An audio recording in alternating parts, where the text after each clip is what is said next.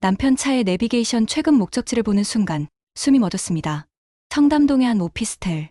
일주일에 3번씩 같은 주소가 찍혀 있었어요. 저는 그 주소를 휴대폰에 조용히 적어뒀습니다. 남편이 골프 가방을 챙기러 들어오기 전에요. 남편은 성공한 투자자입니다. 벤처캐피탈 대표로 주로 테크 기업에 투자해서 큰 수익을 올려왔어요. 냉철하고 정확한 사람이었습니다. 20년을 함께 살았습니다. 아들 하나 키우면서 평범하지만 안정적인 가정을 꾸려왔다고 믿었어요. 그런 남편이 처음으로 패션 분야에 투자한다고 말했습니다. 윤서연이라는 디자이너한테 투자하려고 해. 패션이요? 당신이? 남편은 평생 테크만 고집하던 사람이었거든요. 26인데 런던 센트럴 세인트 마틴스 나온 신예야. 이번에 투자하기로 했어. 신인한테요? 당신이 투자하던 분야도 아닌데요? 이번엔 확신이 있어. 그녀한테 특별한 게 있어. 그녀라는 표현이 묘하게 걸렸습니다. 남편은 늘 그 대표, 그 회사라고 말하던 사람이었거든요. 며칠 후 궁금해서 그녀의 SNS를 찾아봤어요. 윤서연, 26살. 사진을 보는 순간 숨이 막혔습니다. 화려했어요. 아니, 압도적이었습니다. 형광빛 레인보우 컬러로 염색한 머리를 높이 올린 스타일. 강렬한 레드립에 샤프한 아이라인. 목에는 형형색색의 줄을 여러 겹 감은 듯한 액세서리를 착용하고 있었죠. 그녀가 디자인한 옷은 더 독특했어요. 오렌지, 레드, 블루, 퍼플이 겹겹이 레이어드된 오간자 드레스. 마치 불꽃처럼 퍼져나가는 실루엣이었습니다. 이런 옷을 누가 입지? 저는 속으로 생각했어요. 하지만 댓글들은 열광적이었습니다. 천재적이다, 파리 컬렉션감, 꼭 성공하길. 브랜드 계정을 봤어요. 팔로워가 벌써 10만 명이 넘었더라고요. 재능은 있나 보네. 대중성이 있을 수도 있겠어. 저는 스스로를 안심시켰습니다. 그때만 해도요. 그런데 남편이 조금씩 달라지기 시작했어요. 먼저 옷차림이 바뀌었습니다. 어느 날 남편이 밝은 베이지 재킷을 입고 나왔을 때 전 놀랐어요. 오늘 특별한 자리 있어요?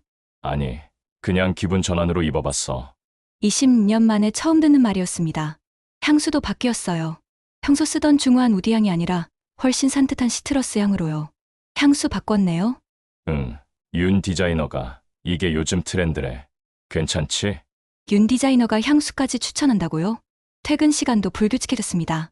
밤 11시가 넘는 날이 잦아졌어요. 오늘은 왜 이렇게 늦었어요? 윤 디자이너랑 브랜드 전략 회의했어. 대화하다 보니 시간 가는 줄 몰랐네. 그렇게 말하는 남편의 얼굴엔 피로보다 생기가 돌았습니다. 그러던 어느 날이었어요. 남편이 오늘 골프 간다고 하더라고요. 누구랑 가는데요? 회사 사람들하고 투자자 몇 명. 평소처럼 대답했습니다. 그날 저녁 남편 SNS를 우연히 보게 됐어요. 남편은 SNS를 거의 안 하는 사람이지만 가끔 골프 사진 정도는 올렸거든요. 그런데 이번엔 사진이 여러 장 올라와 있었습니다. 골프장에서 찍은 단체 사진이었어요. 남편과 회사 사람들, 그리고 윤서연이 있었습니다. 화려한 핑크색 골프웨어를 입고 환하게 웃고 있는 모습이었죠. 댓글들이 달려 있었어요. 대표님 오늘도 좋은 라운딩이었습니다. 윤 디자이너님 실력 대박이시네요. 으흐. 심장이 쿵 내려앉았습니다. 남편은 주말마다 골프를 즐기는 사람이었어요. 주로 회사 사람들이나 투자자 친구들과 쳤죠. 그런데 그녀를 데려갔다고요? 남편이 집에 돌아왔을 때 물어봤습니다. 골프 재미있었어요? 응, 날씨도 좋고 좋았어. 누구랑 쳤는데요? 회사 사람들이랑. 윤 디자이너도 같이 갔던데요? 사진 봤어요. 남편이 잠깐 멈칫했습니다. 아, 그래. 투자처 대표를 사람들한테 소개해주려고 데려간 거야. 네트워킹도 해주고. 골프장까지요? 사업하는데 인맥이 중요하잖아. 그녀도 사업 키우려면 좋은 사람들 많이 만나야 하고. 남편은 당연하다는 듯 대답했습니다. 저는 더 이상 묻지 않았어요. 그날 밤 잠이 오지 않았습니다. 이튿날 저는 남편 차를 확인하러 갔어요. 예비키로 차 문을 열고 내비게이션을 켰습니다. 최근 목적지를 눌렀어요. 그리고 그걸 본 겁니다. 청담동의 한 오피스텔. 일주일에 3번씩 똑같은 주소가 찍혀 있었습니다. 월요일, 수요일, 금요일. 규칙적이었어요. 가장 최근 기록은 어제였습니다. 손이 떨렸어요. 저는 그 주소를 휴대폰에 적었습니다. 다음 날 저는 그곳으로 갔어요. 신축 고급 오피스텔이었습니다. 로비부터 화려했죠. 저는 근처 카페에 앉아서 건물 입구를 지켜봤어요. 오후 5시쯤 남편의 차가 나타났습니다. 남편이 차에서 내렸어요. 혼자가 아니었습니다. 조수석에서 그녀가 내렸어요. 윤서연이었습니다. SNS에서 본 것보다 훨씬 더 화려했어요. 오늘은 형광 오렌지색 오버사이즈 재킷에 블랙 스키니를 입고 있었습니다. 목에는 여러 개의 네온 컬러 체인 액세서리가 겹쳐져 있었고요. 40대 중반의 정장 차림 남편과는 너무나 대조적인 모습이었습니다. 하지만 두 사람은 어색하지 않았어요. 남편이 그녀의 허리에 손을 살짝 얹었습니다. 그녀는 웃으며 남편을 올려다봤어요. 너무나 자연스러웠습니다. 마치 오래 함께해온 사람들처럼요. 저는 커피잔을 쥔 손이 떨렸습니다. 숨을 쉴 수가 없었어요. 1시간쯤 지났을까요? 남편은 나오지 않았습니다. 저는 차에 타서 집으로 돌아왔어요. 그날 밤 남편은 11시가 넘어서 들어왔습니다. 오늘 왜 이렇게 늦었어요? 미팅이 길어졌어. 피곤하네. 거짓말이었습니다. 남편이 그 회사에 투자한 건 돈만이 아니었습니다. 남편을 추궁하기로 결심했습니다. 하지만 쉽지 않았어요. 어떻게 시작해야 할지 몰랐거든요. 당신, 바람 피우는 거 맞죠? 이렇게 직접적으로 물어볼 용기가 없었습니다. 혹시 제가 오해하고 있는 건 아닐까 하는 생각도 들었어요. 그저 투자자로서 그녀를 적극 지원하는 것 뿐일 수도 있잖아요. 하지만 청담동 오피스텔에서 본 그 모습은요? 허리에 손을 얹던 그 자연스러운 제스처는요? 며칠 고민했습니다. 그러던 중 남편이 또 늦게 들어온 날이 있었어요. 밤 12시가 넘었습니다. 오늘도 미팅이었어요? 응. 윤 디자이너 브랜드 전략 짜느라 시간이 좀 걸렸어. 남편은 피곤한 듯 넥타이를 풀었습니다. 요즘 너무 자주 만나는 것 아니에요? 제 목소리가 조금 날카로워졌습니다. 남편이 저를 쳐다봤어요. 왜? 뭐가 문제야? 아니, 그냥 당신 건강이 걱정돼서요. 너무 무리하는 것 같아서. 저는 한 발 물러섰습니다. 아직은 확신이 없었으니까요. 다음 날, 저는 남편 서재를 뒤졌습니다. 나쁜 짓인 거 알았어요. 하지만 안 할 수가 없었습니다. 책상 서랍을 하나씩 열어봤어요. 회사 서류들, 계약서들이 가득했습니다. 그리고 발견했습니다. 부동산 매매 계약서. 매수인은 남편 회사 법인이었습니다. 손이 떨렸습니다. 남편 회사가 청담동에 오피스텔을 산 겁니다. 저는 서류를 다시 원래 자리에 넣어뒀습니다. 하지만 이것만으로는 부족했어요. 더 확실한 증거가 필요했습니다. 저는 사설 탐정을 고용했습니다. 남편 미행을 부탁드리고 싶습니다. 어떤 정보가 필요하신가요? 청담동에 자주 가는 것 같은데 거기서 무엇을 하는지 알고 싶어요. 일주일 후 탐정한테서 보고를 받았습니다. 카페에서 만났어요. 탐정이 봉투를 건넸습니다. 사진들과 보고서입니다. 사진을 봤습니다. 남편이 청담동 오피스텔에 들어가는 모습, 윤서영과 함께 건물에 들어가는 모습, 그리고 밤 11시가 넘어 나오는 남편의 모습. 대상자는 일주일에 평균 3번 정도 해당 건물을 방문합니다. 월요일, 수요일, 금요일이 많았고요. 탐정이 말을 이었습니다. 윤서연 씨는 그 오피스텔에 거주하고 있는 것으로 보입니다. 매일 아침 그 건물에서 나와서 작업실로 출근하고 저녁에 다시 돌아옵니다. 거주하고 있다고요? 네. 택배도 그 주소로 받고 우편물도 그곳으로 오더라고요. 손이 떨렸습니다. 남편이 회사 돈으로 산 오피스텔에 그녀가 살고 있었습니다. 그리고 이 사진들을 보시면 탐정이 다른 사진들을 꺼냈어요. 남편과 윤서연이 갤러리에 가는 모습, 레스토랑에서 식사하는 모습, 골프장에서 함께 웃는 모습. 그날 저녁 남편이 들어왔을 때 바로 물었습니다. 당신 청담동에 오피스텔 산 거 맞죠? 남편의 얼굴이 굳었습니다. 어떻게 알았어? 서재에서 계약서 봤어요. 윤서연 씨가 거기서 살고 있다던데요? 회사 돈으로 오피스텔 사서 그녀를 거기 살게 한 거예요? 그건 투자 전략이야. 그녀 브랜드가 성장하려면 적절한 환경이 필요했어. 그녀 브랜드 이미지에는 청담동이 맞아. 그리고 장기적으로 봤을 때 매입이 나왔어. 회사 자산 이도하고. 남편이 한숨을 쉬었습니다. 당신이 오해할까봐 말 안 한 건데. 오해요? 이게 오해예요? 들어봐. 나는 정말 투자 목적으로 지원해주고 있는 거야. 그럼 왜 숨긴 거예요? 나한테 왜 말 안 한 거예요? 남편은 대답하지 않았습니다. 그날 밤, 저는 남편과 같은 침대에서 잘 수가 없었어요. 거실 소파에서 밤을 보냈습니다. 다음 날 아침, 남편이 출근하기 전에 말했습니다. 나 며칠 친정에 다녀올게요. 그래. 남편도 말리지 않았어요. 친정에 가서 며칠 보냈습니다. 어머니께는 그냥 남편이 해외 출장 간 사이에 왔다고 했어요. 혼자 생각할 시간이 필요했습니다. 정말 투자 목적일까? 아니면 정말 바람을 피우는 걸까? 머릿속이 복잡했어요. 사흘째 되던 날, 남편한테서 문자가 왔습니다. 집에 와. 얘기 좀 하자. 저는 집으로 돌아갔습니다. 남편이 거실에서 기다리고 있었어요. 앉아. 남편이 먼저 입을 열었습니다. 내가 솔직하게 얘기할게. 윤서연은 나한테 특별한 사람이야. 심장이 철렁 내려앉았습니다. 라고요? 그녀는 내 뮤즈야. 뮤즈요? 그래. 그녀를 만나고 나서 내가 달라졌어.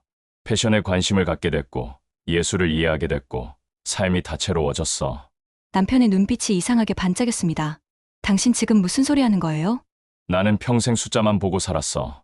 투자 수익률, ROI, 시장 점유율. 그런 것만 생각하며 살았지. 그런데 그녀를 만나고 나서 처음으로 아름다움에 대해 생각하게 됐어. 그녀와 대화하면서 영적으로 교감하게 됐어. 그녀의 창작 과정을 지켜보면서 예술이 뭔지 알게 됐어. 나도 몰랐던 내 안의 감수성을 발견했다고. 저는 멍하니 남편을 쳐다봤습니다. 이 사람이 정말 제 남편이 맞나요? 그래서요? 그래서 뭐 어쩌라는 거예요? 그녀는 나를 성장시켜주는 사람이야. 그녀 덕분에 나는 단순한 투자자가 아니라 예술을 이해하는 사람이 됐어. 어쩌면 나도 LVMH의 베르나르 아르노 회장처럼 패션 산업의 큰손이 될 수 있을지도 모르지. 미쳤어요? 제 입에서 튀어나온 말이었습니다.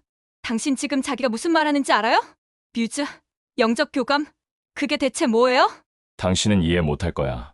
남편이 차갑게 말했습니다. 당신은 평생 살림만 하면서 살았잖아. 나처럼 사업하는 사람의 세계를 몰라. 가슴이 무너졌습니다. 그럼 나랑은요? 우리는요? 우리는 그대로야. 나는 당신한테 잘못한 거 없어. 그녀와는 육체적인 관계가 전혀 없어. 그저 정신적으로, 영적으로 교류하는 사이일 뿐이야. 믿으라고요? 사실이야. 나는 그녀의 창작 과정을 지켜보고 조언해주는 사람일 뿐이야. 그녀와 대화하는 시간이 나한테는 영감을 주거든. 남편은 당당했습니다. 저는 더 이상 말할 수가 없었어요. 이 사람이 거짓말을 하는 건지, 진짜로 그렇게 믿고 있는 건지 알 수가 없었습니다. 그리고 실제로 그녀의 브랜드는 성장하고 있었어요.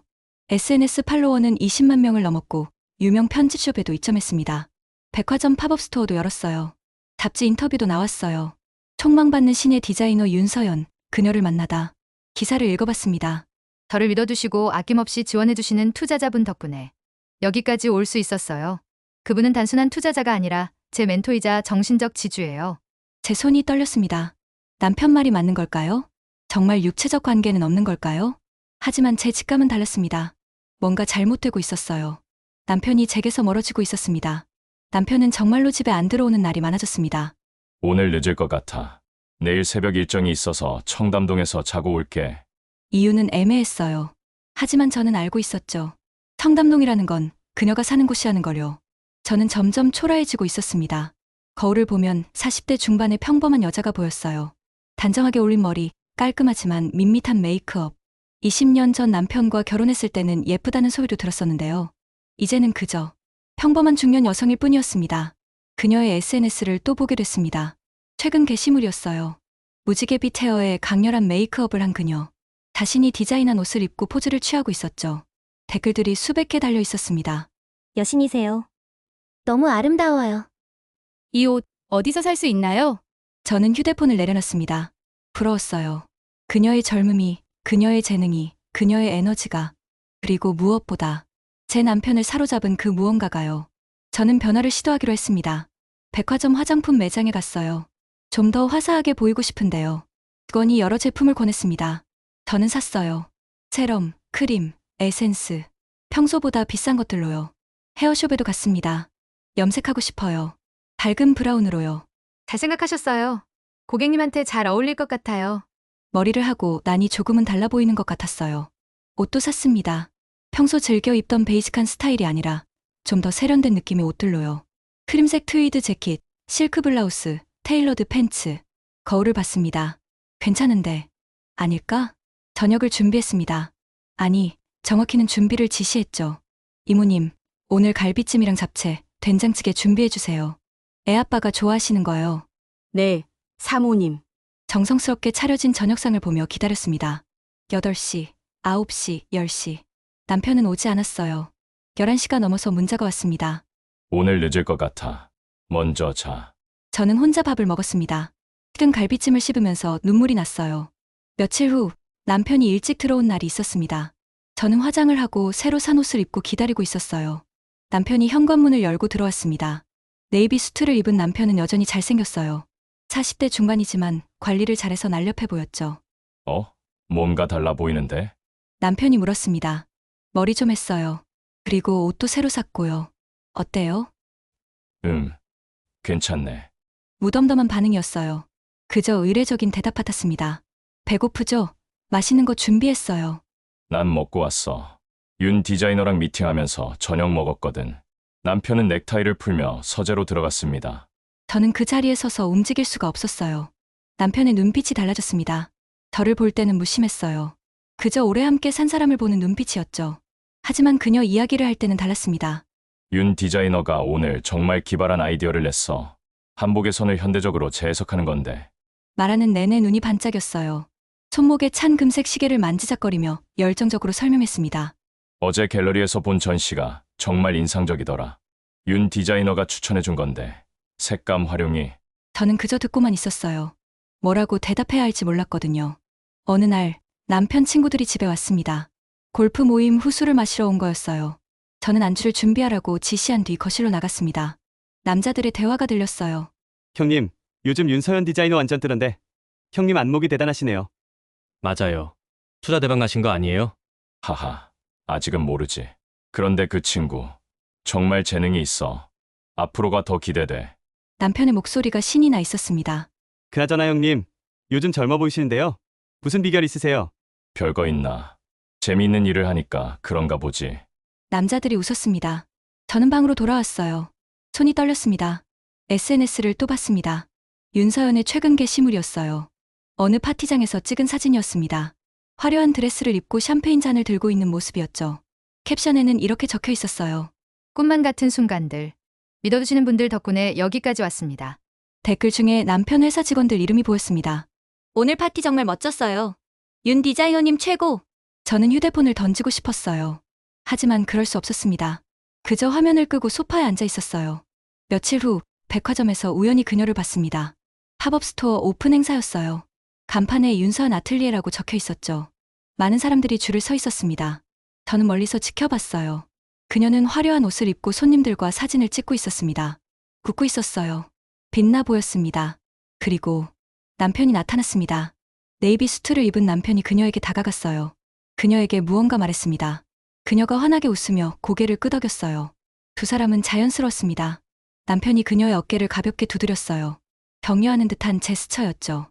마치 한 팀처럼 보였습니다. 저는 그 자리를 떠났습니다. 더 이상 볼 수가 없었어요. 집으로 돌아와서 거울을 봤습니다. 화장을 하고 머리를 염색했지만 여전히 저는 평범한 40대 여자였습니다. 단정한 얼굴, 품위 있는 분위기. 하지만 그뿐이었어요. 아무리 노력해도 26살의 그녀가 될 수는 없었습니다. 아무리 꾸며도 남편의 눈길을 돌릴 수 없었어요. 그녀의 젊음과 재능, 그 화려한 에너지를 따라갈 수 없었습니다. 저는 화장을 지웠습니다. 그리고 생각했어요. 이대로는 안 되겠어. 그녀를 내 남편에게서 떼어놔야 해. 그날 밤, 저는 오래된 명함첩을 꺼냈습니다. 손가락을 명함 사이로 천천히 넘기다가 한 장에서 멈췄어요. 강민혁, CEO, 글로벌 벤처 파트너. 심장이 두근거렸습니다. 강민혁. 20년 전 남편과 함께 회사를 창업했던 동업자였어요. 그리고 제가 남편을 만나기 전에 사귀던 사람이었습니다. 결혼 후 남편과 민혁 씨는 사업 방향 차이로 결별했어요. 민혁 씨는 해외로 나갔고 지금은 유럽에서 큰 투자회사를 운영한다고 들었습니다. 10년 넘게 연락하지 않았어요. 남편도 저도 그와는 일절 연락을 끊고 지냈죠. 하지만 지금은 달랐습니다. 저는 휴대폰을 들었습니다. 떨리는 손으로 번호를 눌렀어요. 한참을 망설이다가 문자를 보냈습니다. 민혁 씨, 나야. 오랜만이지. 혹시 시간 되면 한번 만날 수 있을까? 답장은 다음 날 아침에 왔습니다. 오랜만이네. 다음 주에 서울 가. 만나자. 저는 결심했습니다. 그녀에게서 남편을 빼앗아 오는 게 아니라 그녀를 더 큰 무대로 보내는 거라고요. 민혁 씨는 남편보다 훨씬 큰 투자자였어요. 글로벌 네트워크도 있었고요. 그를 그녀에게 연결해주면 그녀는 자연스럽게 남편을 떠날 겁니다. 더 나은 기회를 위해서요. 이건 제 싸움이었어요. 그리고 저는 질 수 없었습니다. 일주일 후 저는 청담동의 한 호텔 라운지에서 민혁 씨를 기다리고 있었습니다. 가슴이 두근거렸어요. 20년 만이었습니다. 문이 열리고 그가 들어왔습니다. 여전히 단정한 모습이었어요. 회색 수트를 입고 약간 여유로운 미소를 짓고 있었죠. 오랜만이야. 오랜만이에요. 우리는 마주 앉았습니다. 어색한 침묵이 흘렀어요. 잘 지냈어? 네, 뭐 그럭저럭요. 준우는 잘 있고? 남편 이름을 듣는 순간 가슴이 철렁했습니다. 네, 잘 있어요. 민혁 씨는 커피를 한 모금 마셨습니다. 갑자기 연락해서 놀랐어. 무슨 일이야? 저는 잠시 망설였습니다. 사실 부탁이 있어서요. 부탁. 한 디자이너를 소개해주고 싶어요. 정말 재능 있는 친구예요. 민혁 씨의 눈빛이 날카로워졌습니다. 준호 투자처 아니야? 순간 숨이 막혔어요. 어떻게 아세요? 윤서연. 요즘 업계에서 화제잖아. 준호가 밀어주고 있다는 소문도 들었고. 민혁 씨는 저를 똑바로 쳐다봤습니다. 왜 준호 투자처를 나한테 소개하려는 거야? 저는 대답할 수 없었어요. 민혁 씨가 뒤로 기대며 말했습니다. 나한테 솔직하게 말해. 진짜 이유가 뭐야? 그냥 그녀가 더 큰 무대로 나갔으면 해서요. 거짓말. 너 그런 사람 아니잖아. 민혁 씨의 목소리가 낮아졌습니다. 준호랑 뭔가 있구나. 그 디자이너 때문에. 저는 고개를 숙였습니다. 한참을 침묵이 흘렀어요. 나한테만 솔직하게 말해봐. 내가 도와줄 수 있는지 판단해야 하니까. 저는 천천히 입을 열었습니다. 남편이 그녀한테 빠졌어요. 빠졌다니? 투자자로서가 아니라 뭐랄까 완전히 매료된 거예요. 뮤즈래요. 자기를 성장시켜주는 사람이래요. 목소리가 떨렸습니다. 집에도 안 들어와요. 일주일에 3번씩 청담동에 있는 그녀 오피스텔에 가요. 회사 법인 명의로 사서 그녀를 거기 살게 했어요. 민혁 씨의 표정이 굳었습니다. 그녀 얘기할 땐 눈이 반짝여요. 저를 볼 땐 그냥 무심해요. 20년을 같이 산 사람 보듯이요. 저도 노력했어요. 화장도 하고 머리도 염색하고 옷도 새로 사고 맛있는 거 준비하고 기다렸어요. 하지만 목이 메었습니다. 소용없었어요. 남편 눈엔 저는 안 보이는 것 같아요. 그녀만 보이는 거예요. 민혁 씨는 아무 말 없이 저를 바라봤습니다. 그래서 생각했어요. 그녀를 빼앗는 게 아니라 그녀를 더 큰 곳으로 보내는 거. 남편보다 훨씬 큰 기회를 주면 그녀는 자연스럽게 떠날 거잖아요. 그래서 나한테 연락한 거구나. 네. 민혁 씨만 할 수 있는 일이에요. 그녀는 지금 국내에서 백화점 팝업 스토어도 열고 유명 편집숍에도 입점했어요. 잡지 인터뷰도 나왔고요. 국내에서는 어느 정도 성공한 거죠. 하지만 저는 잠시 숨을 고르고 말을 이었습니다. 진짜 글로벌 무대는 못 나갔어요. 파리, 밀라노 같은 곳이요. 남편은 그런 네트워크가 없어요. 국내 시장까지만 가능하죠. 하지만 민혁 씨는 유럽에 본사가 있잖아요. 그런 무대를 만들어줄 수 있잖아요. 민혁 씨는 한참을 생각하더니 말했습니다. 준호가 그렇게까지 됐어? 네. 그 사람답지 않네. 준호는 냉철한 사람이었는데. 저도 그렇게 알고 있었어요. 근데 그녀 앞에서는 달라요. 민혁 씨가 한숨을 쉬었습니다. 알겠어. 네. 도와줄게. 그녀를 준호한테서 떼어놓을게. 정말요? 대신 조건이 있어. 조건이요? 준호한테는 내가 개입했다는 거 절대 말하지 마. 그리고 이게 끝나고 나서도 우리 만났다는 거 비밀로 해. 왜요? 준호랑 나 이미 한 번 갈랐었잖아. 다시 엮이고 싶지 않아. 근데 너 때문에 어쩔 수 없네. 민혁 씨가 쓴웃음을 지었습니다. 아직도 미안해. 예전 일. 저는 고개를 저었습니다. 괜찮아요. 다 옛날 일이에요. 그래도 너한테 이런 부탁받게 될 줄은 몰랐네. 민혁 씨가 일어서며 말했습니다. 윤서연 만나볼게. 그리고 해외로 보낼게. 확실하게. 고마워요. 고맙긴. 이거 끝나고 나서 준호 제대로 붙잡아. 내가 기회는 만들어줄 테니까. 일주일 후 민혁 씨한테서 연락이 왔습니다. 윤서연 만났어. 어땠어요? 확실히 재능은 있더라. 그리고 야망도 크고. 그래서요? 유럽 쪽 인맥들 연결해줬어. 투자 규모도 준호보다 훨씬 크게 제안했고. 그녀가 뭐래요? 눈빛이 달라지더라. 준호가 해줄 수 없는 것들이니까 확실하게 해야지. 그녀가 미련 없이 떠나게. 민혁 씨의 목소리가 단호했습니다. 일주일 안에 결정 날 거야. 그때까지 기다려. 며칠 후 남편이 집에 들어왔을 때 표정이 심각했습니다. 강민혁이 윤 디자이너한테 접근했어. 저는 놀란 척했습니다. 민혁 씨가요? 응. 유럽 진출 제안했대. 투자 규모도 우리보다 훨씬 크고. 그래요? 그럼 좋은 거 아니에요? 그녀한테는요. 남편이 저를 쳐다봤습니다. 좋긴 뭐가 좋아. 민혁이가 왜 갑자기 윤 디자이너한테 관심을 갖는 건데? 글쎄요. 재능 있으니까요? 그게 아니야. 뭔가 이상해. 남편은 서재로 들어가며 중얼거렸습니다. 민혁이는 원래 패션 쪽 안 하는데. 저는 조용히 숨을 내쉬었습니다. 일주일 후 윤서연이 결정을 내렸다는 소식이 들렸습니다. 민혁 씨의 제안을 받아들인 겁니다. 유럽 진출. 그녀가 꿈꾸던 무대였죠. 남편은 완전히 무너졌습니다. 집에 들어와서도 멍하니 앉아 있었어요. 윤 디자이너가 민혁이 제안을 받아들였어. 그래요? 유럽으로 간대. 파리에 거점 만든대. 남편의 목소리가 떨렸습니다. 나랑은 이제 안 만나겠대. 저는 아무 말도 하지 않았습니다. 더 큰 무대가 필요하다고. 나한테 고맙지만 이제는 글로벌 투자자가 필요하다고 했어. 남편이 고개를 숙였습니다. 나는 뭐였던 거지? 그날 밤 남편은 서재에서 나오지 않았습니다. 저는 문 앞에 서서 안을 들여다봤어요. 남편이 책상에 엎드려 있었습니다. 처음 보는 모습이었어요. 어깨가 작게 떨리고 있었습니다. 저는 문을 닫고 거실로 돌아왔습니다. 복잡한 감정이 밀려왔어요. 승리감도 있었지만 동시에 씁쓸했습니다. 이게 제가 원했던 결과일까요? 며칠 후 윤서연의 SNS에 새로운 게시물이 올라왔습니다. 새로운 시작. 더 큰 꿈을 향해 나아갑니다. 댓글들이 쏟아졌어요. 축하해요. 해외 가시는 거예요? 응원합니다. 남편 회사 직원들의 댓글은 보이지 않았습니다. 저는 휴대폰을 내려놨어요. 그리고 윤서연은 정말로 떠났습니다. 남편은 점점 무너졌어요. 출근도 늦어지고 골프 모임도 안 날았습니다. 친구들이 전화해도 받지 않았어요. 그저 멍하니 앉아서 그녀의 SNS만 보고 있었습니다. 파리에서 올린 사진들, 새로운 작업실, 해외 매체 인터뷰. 남편은 그녀의 근황을 지켜보며 점점 더 무기력해졌어요. 페인처럼 보일 정도였습니다. 저는 그 모습을 보며 생각했습니다. 이게 내가 원했던 걸까? 그녀는 떠났어요. 하지만 남편도 제게서 멀어지고 있었습니다. 그녀가 떠난 지 한 달이 지났습니다. 남편은 여전히 무너져 있었어요. 아침에 일어나도 멍하니 앉아있고 출근도 제대로 안 했습니다. 식사도 거르는 날이 많았어요. 여보, 아침 드세요. 됐어. 배 안 고파. 조금이라도 드셔야죠. 나중에 먹을게. 하지만 남편은 먹지 않았습니다. 여보, 오늘 저녁 같이 먹을까요? 맛있는 거 준비할게요. 됐어. 산책이라도 같이 나갈까요? 피곤해. 그냥 좀 쉬게 해줘. 남편은 서재로 들어가 버렸습니다. 저는 그 자리에 서서 한참을 있었어요. 그날 밤, 저는 민혁 씨에게 전화를 했습니다.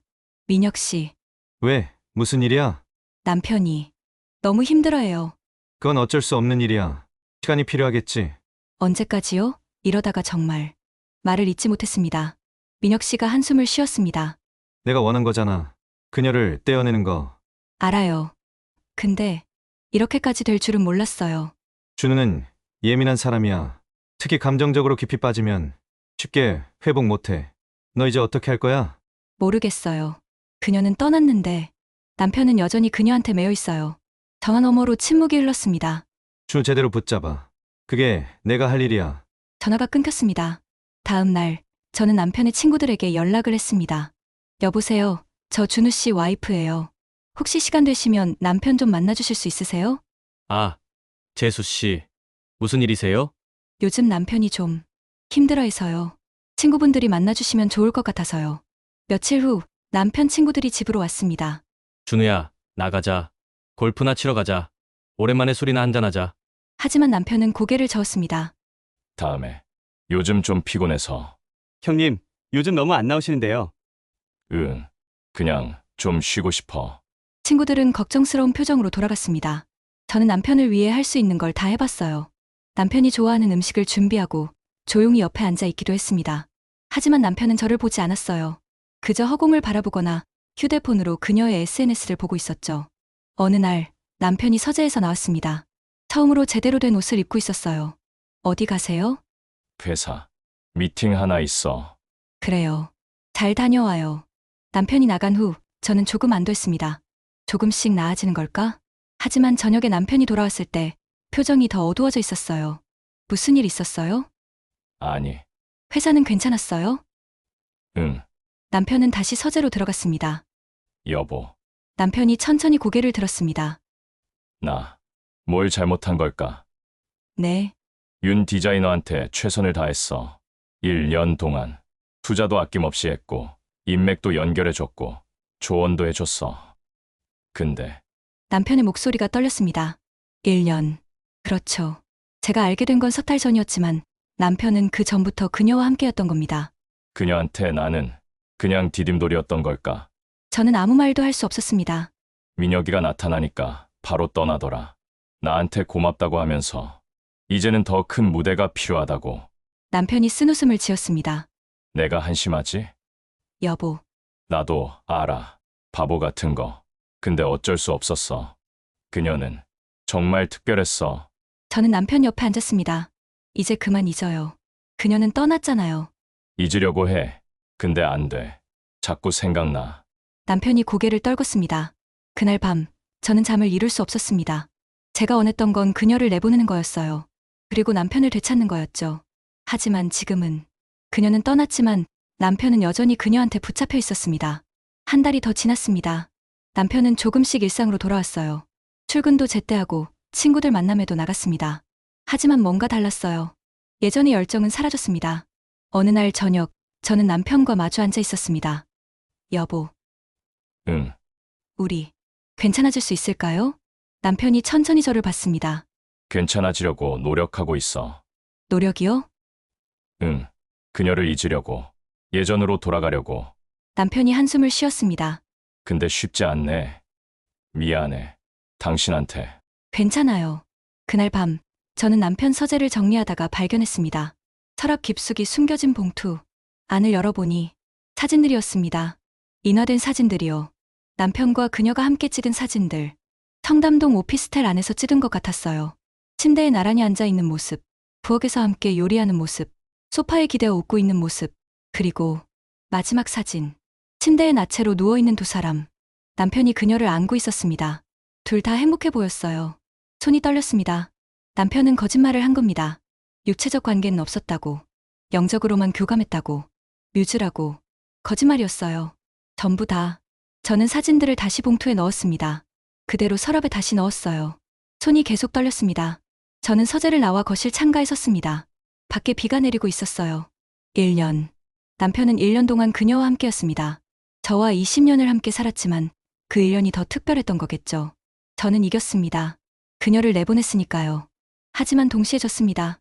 남편의 거짓말과 그 1년의 흔적들과 그리고 제가 영원히 지울 수 없는 그 사진들. 저는 남편을 되찾았지만 진짜로는 되찾지 못했습니다. 아니, 어쩌면 저는 처음부터 남편을 가진 적이 없었는지도 몰랐어요. 20년이라는 시간도 그 1년 앞에서는 아무것도 아니었으니까요. 창밖에 비는 계속 내리고 있었습니다. 저는 조용히 커튼을 닫았어요. 그리고 생각했습니다. 이제 저는 어떻게 살아야 할까요? 거짓말쟁이 남편과 그 남편이 사랑했던 여자의 그림자와 함께요.